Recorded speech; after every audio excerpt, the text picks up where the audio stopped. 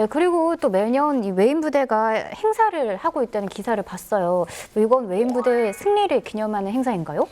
예, 카메룬 데이라고 하죠. 카메룬 전투를 기념하기 위한 그런 행사인데 외인 부대가 진행하는 행사 중에 가장 크고 가장 전통적인 행사입니다. 2천여 명이 넘는 멕시코 군과 60명이 조금 넘는 외인 부대 간의 이 전투였어요. 게다가 그 60명은 이거 저희가 한번 방송을 한 적이 있을 거예요. 이 60명은 사실은 제대로 된 병력도 아니고 그냥 이 보급 임무를 하는 그런 병력들이었죠. 멕시코군은 500명 이상의 사상자가 나왔고요. 이 당시 외인 부대 당주 대위는 그 전투에서 전사를 하게 됩니다. 영웅적으로 싸우다 전사를 하게 되는데 그 대위가 의수를 띠고 있었어요. 그 전투 당시에도. 그래서 전사를 한 뒤에 그 의수가 남아 있게 된 거죠. 그래서 카멜룬 데이 행사를 할 때는 그 의수를 이제 언제나 딱 대열에 세우고. 꺼내서요? 예. 그리고 이 행렬들이 굉장히 느린 걸음으로 그 외인 부대의 특유의 노래를 하면서 행진을 해요. 근데 그 느리게 걷는 걸음이 왜 느리게 걷나라고 저도 되게 궁금했거든요. 네, 보통 일부러 느린 걸음을 걷는다. 예, 네. 보통 프랑스군 이상하게 걷는 이걸 발 한번 탁 냈다가 탁 치고 예. 탁 하고 해요 이거. 예. 예, 보통 이 군대 행진은 굉장히 속보거나 아니면 탁탁탁 네, 맞추죠. 떨어지잖아요. 근데 굉장히 느리게 걸어서 왜 그러나라고 제가 좀 궁금해서 네. 외인 부대 출신한테 물어봤더니 오. 그분들도 잘 모르더라고요. 기대했잖아요. 여지껏 그렇게 해왔으니까 한 거예요. 근데 루머가 있습니다. 네네. 알제리에 처음에 외인 부대가 알제리로 파병을 갔잖아요. 알제리가 너무 더웠대요. 네네. 그래서 속보를 걸으면 걸을 수도 없을 뿐더러 그래서 그때 느리게 걷던 보폭이 지금 행진 보폭이 아니었을까?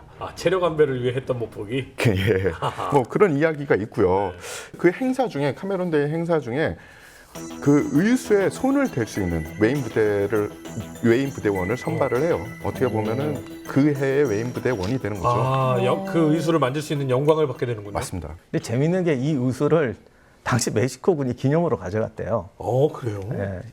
근데 그걸 또 알아가지고 네. 돈 주고 사서 찾아왔더니 또 그걸 또 이제 대하는 자세가 달라. 또. 돈을 꽤 많이 줬더라고요. 네. 그래서 이걸 지금 박물관에 거의 보물처럼 보존하고 있더라고요. 돈을 많이 줘야죠. 왜냐면 기념품으로 가져갔다고 하기에는 멕시코의 피해가 훨씬 더 컸기 때문에. 그리고 저희가 지금 외인 부대 얘기를 하는 것에 초점을 맞추고 있다는 것을 조금만 양해를 부탁드립니다. 왜냐하면 식민지 전투라든지 멕시코 전투라든지 이건 결코 정당성이 있는 전투는 아닙니다. 다만 외인 부대를 설명하는 와중에 있다는 거 어떤 이념이나 뭐 정치적인 색깔이나 이런 게 개입되는 건 아닙니다. 네, 그러니까 외인 부대 오늘 얘기하는 게 바로 그건데 사실 외인 부대는 좀 말하기 힘든 전투에 많이 갔어요. 네네. 대부분이 그런 거에 갔어요. 그런데 처음 시작할 때도 말씀드렸지만 그 어떤 전투냐가 중요한 게 아니라 이 싸구려 용병 부대가 될 수 밖에 없었던 이 부대가 어떻게 최강의 부대가 됐느냐 그걸 교훈을 찾자는 거죠.